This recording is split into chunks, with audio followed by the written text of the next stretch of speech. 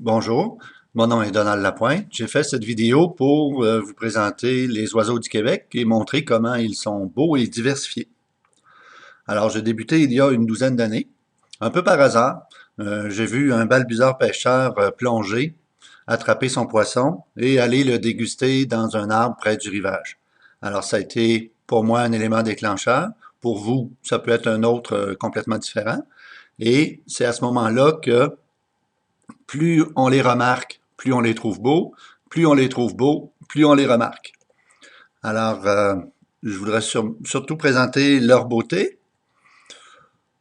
Évidemment, les classiques, le cardinal rouge, le jet bleu, l'auréole de Baltimore, le merle bleu de l'Est. Alors, on voit que du rouge, du bleu, du jaune. Alors, ce sont de très beaux oiseaux.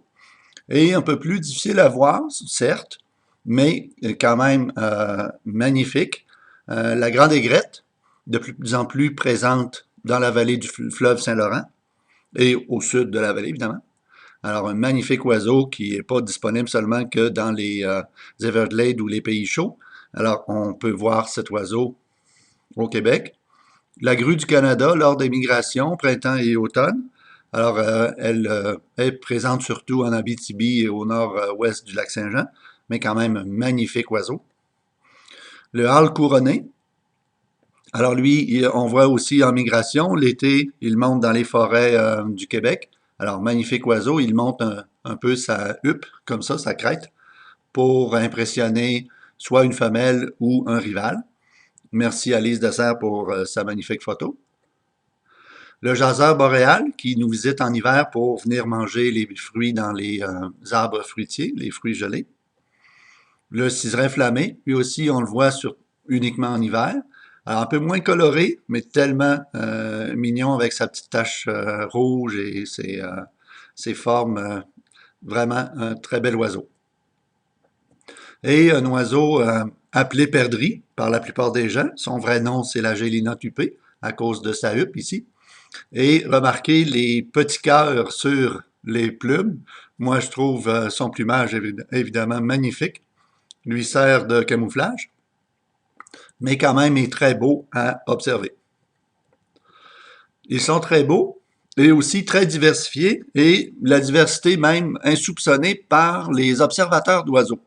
Alors, une étude montre que 75% de ceux qui disent observer les oiseaux connaissent moins de 20 espèces. Et évidemment, les autres connaissent plus de 20 espèces. Évidemment, l'important, c'est pas de faire un concours de celui qui en connaît le plus. Ici, je veux vous montrer la diversité et je veux vous montrer que les gens ne connaissent pas cette diversité-là. Et en chiffres, la diversité, il y a 63 oiseaux qui résident durant les 4 saisons au Québec et il y en a 210 autres qui viennent nicher à l'été pour avoir leurs bébés. Alors, en ajoutant certains visiteurs et migrateurs, comme le jaseur boréal qu'on a vu tout à l'heure, il fait partie plutôt des migrateurs, on peut voir à peu près 70 oiseaux en hiver et entre 300 et 400 en été.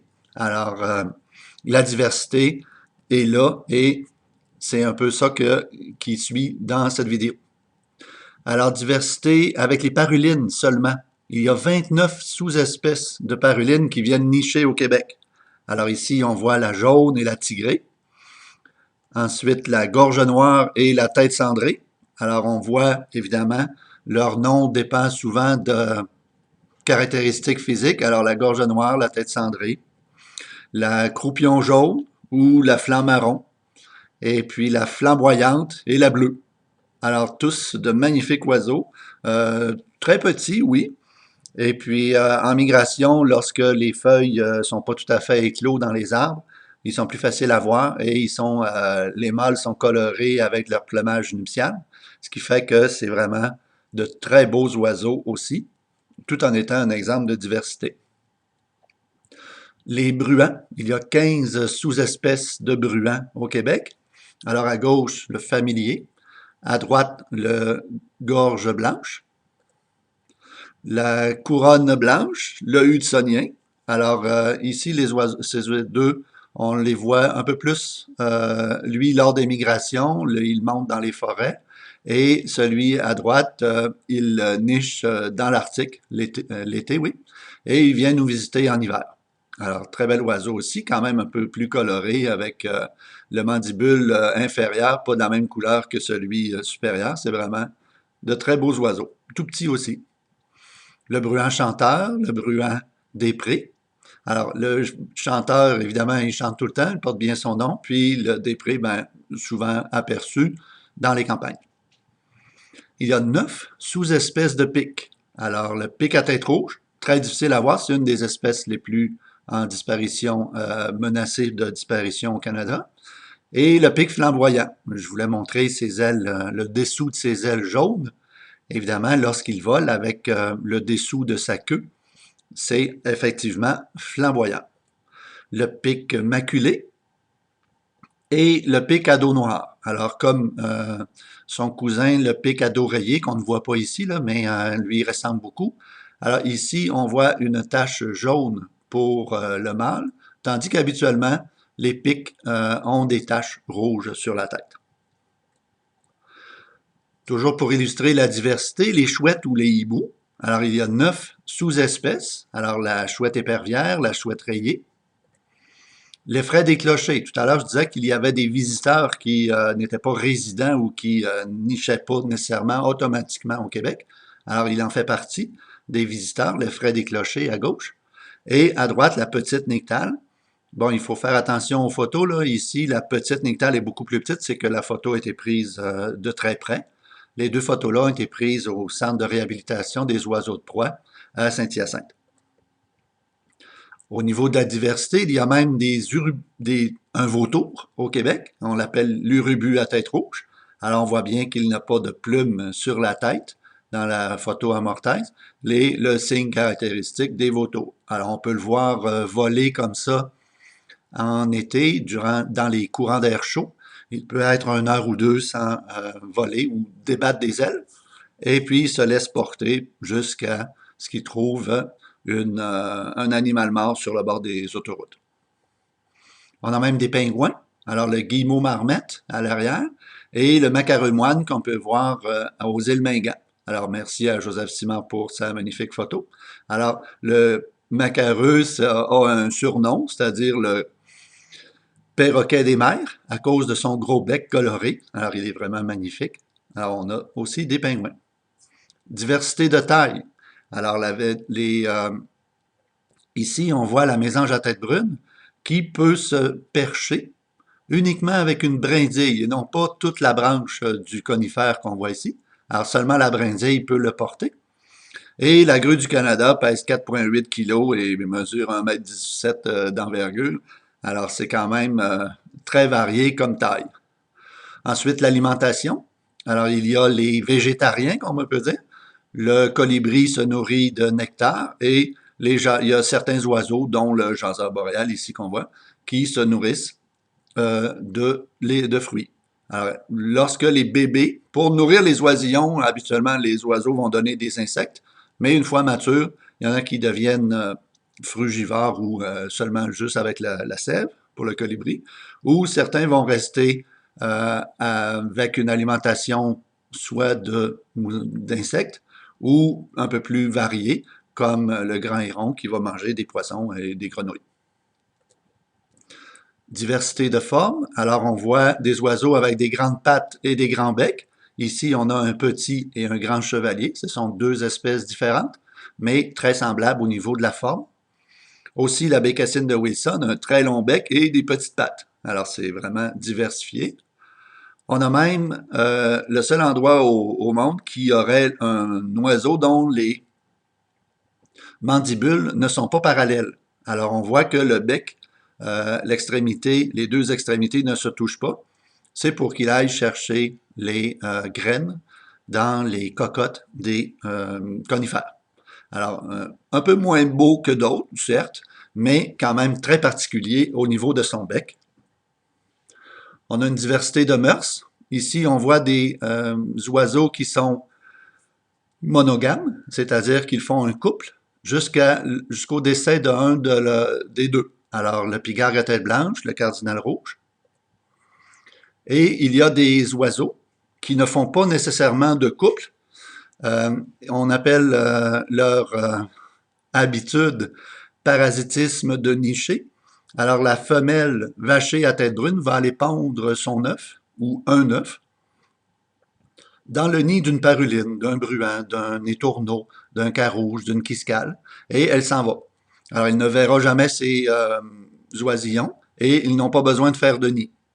À droite, ici, les tourneaux sansonnets, l'oie des neiges et le canard colvert, eux, ils vont pondre un œuf. Certains individus, c'est moins fréquent chez ces oiseaux-là, mais certains de ces individus vont aller pondre un œuf dans le nid d'un autre de son espèce. Tandis que le vacher va pondre des œufs dans les nids d'autres espèces. Alors, une femelle vachée à tête brune peut pondre 40 à 50 œufs durant l'été dans des nids différents. Et puis, les autres vont élever, souvent vont élever par d'autres espèces. Diversité de nids. Alors, habituellement, un nid, c'est des brindilles ou des branches pour les plus gros oiseaux, structurés dans un arbre ou des arbustes pour la petite paruline jaune. Évidemment, un nid de pigargue à tête blanche peut peser 1 tonne, alors, mais ça reste toujours sensiblement la même forme. Par contre, les pics, eux, vont faire un trou dans un arbre pour aller nicher. Tandis que d'autres espèces, comme l'hirondelle qu'on voit ici, ou le moineau, les tourneaux, vont accepter des trous faits par d'autres animaux ou d'autres espèces d'oiseaux, ou même par l'homme, avec des nichoirs comme on voit ici. D'autres hirondelles ont des nids beaucoup plus sophistiqués. Alors, on voit ici l'hirondelle à front blanc, qui fait son nid avec de la terre grise, de la terre glaise, avec de l'eau, et si on remarque bien, le nid est suspendu en dessous d'un débord de toit. Alors, c'est vraiment un nid magnifique, et les oisillons vont rester dans le nid, évidemment, jusqu'à leur premier envol. D'autres nids sont très rudimentaires, comme pour le plongeon huard, étant donné qu'il qu'il a ses pattes complètement à l'arrière de son corps, il ne peut pas marcher comme un autre oiseau. Il ne marche pas, il se traîne sur son ventre. Alors, il faut que son nid soit très près du rivage. D'autres oiseaux ont des nids très rudimentaires comme ça. On pense à la gélinotupée ou à la tourterelle triste. Mais le nid le plus magnifique, à mon avis, est le nid de l'auréole de Baltimore, habituellement fait uniquement par la femelle. Ça prend environ 1 semaine à construire. Alors, c'est une poche tissée de brindilles, de plusieurs milliers de brindilles. Et les oisillons vont grandir dedans jusqu'à l'envol. Alors, les œufs sont couvés dedans et les oisillons y sont nourris par les 2 parents. Alors, c'est vraiment magnifique comme nid. On a aussi une bonne variété de sons. Alors, le son d'un oiseau, on peut penser que c'est des gazouillis, comme celui-là, comme celui de la paruline jaune. Il y a les classiques. Alors, il lui a valu la petite phrase « Où es-tu, Frédéric, Frédéric, Frédéric? » Alors, c'est le bruant à gorge blanche. D'autres sons aussi classiques. Les amateurs de nature reconnaissent toujours le son mélodieux d'un huard sur le bord des lacs. Alors, magnifique son. Un oiseau qui est un peu moins aimé à cause de son son, parce qu'il imite le son d'un rapace. Alors, le premier son qu'on entend, alors il imite le son d'un rapace pour faire peur aux intrus de son territoire. Et le petit roucoulement qu'on entend là, c'est lorsqu'il parle entre les parents ou avec leur oisillon. Un son quand même particulier qu'on ne peut pas manquer. Alors les chouettes et les hiboux ont des drôles de sons comme ça. La petite nyctale qu'on a vue tout à l'heure, tout petite, elle a un son vraiment magnifique. Elle ressemble à un Spoutnik. Très particulier aussi, le goglu des prés.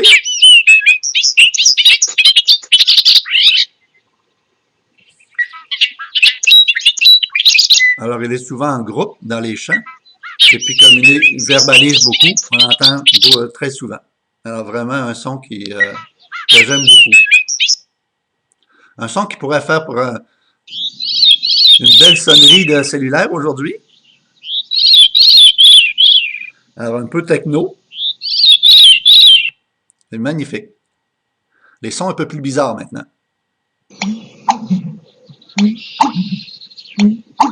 Le buteur d'Amérique. Alors, on dirait une vieille pompe.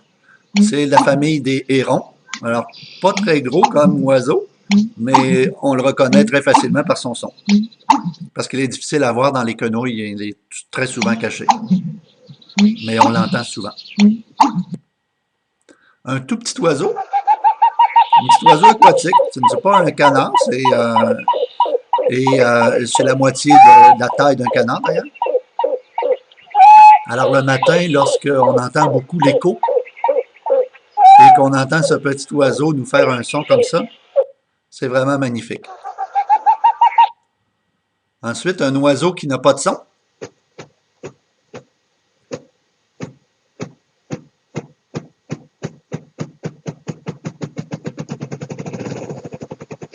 Du moins pas de son avec sa bouche ou sa gorge. Elle fait battre ses ailes.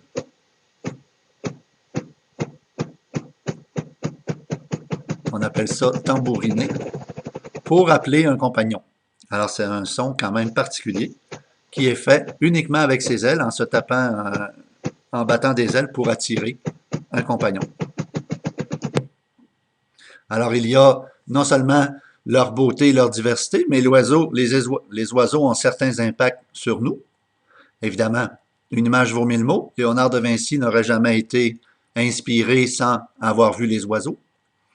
Évidemment, on fait des douillettes et des vêtements chauds avec leur duvet.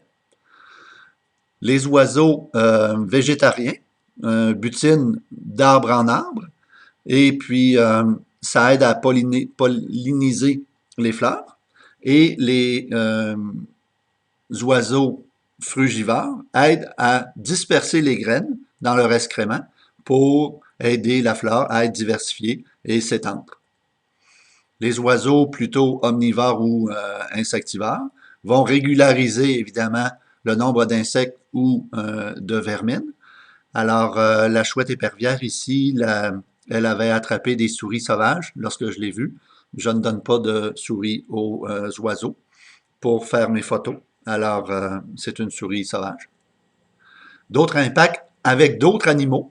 Alors, on voit ici un étourneau sansonnet qui va aider les bœufs à se départir de leurs parasites. Et puis, les tourneaux, ben, ça lui fait de la bouffe relativement facile. Et les pics, ben, leur nid, une fois qu'ils sont désaffectés, ben, d'autres animaux vont pouvoir les utiliser pour se faire des cachettes ou se faire des réserves, comme on voit ici un petit écureuil. Ah, il y a aussi des canards qui peuvent utiliser des trous de pique plus gros. Alors, le canard branchu, le canard à œil d'or, le garrot à œil d'or peuvent utiliser des anciens nids de pics, de grands pics, pas de petits pics mineurs comme on voit ici. Et ceux qui aiment le sport professionnel ou le sport extérieur, alors on remarque souvent des bandes noires sur les joues des sportifs. Alors cette bande noire-là aide à ne pas être ébloui par le soleil. Et puis l'idée vient de la famille des falconidés, des faucons. Alors ici on voit un faucon pèlerin et la petite cresserelle d'Amérique qui ont les bandes noires.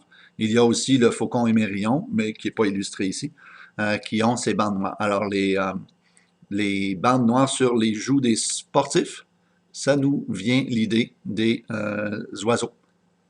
Et surtout, l'impact que je trouve important, c'est de partager, de les aimer. Alors, si je donne pas de souris aux oiseaux de proie, alors il est facile de donner des bonnes graines et non pas du pain à des oiseaux, comme on voit ici, ou que j'ai eu le plaisir de le faire dans ma cour arrière avec des ciserins. Alors, c'est un plaisir. Alors, au début, donc, plus j'observais, plus je trouvais les oiseaux beaux, plus je voulais partager mes photos et à un moment donné m'est venue l'idée d'aider les débutants à identifier facilement leurs oiseaux.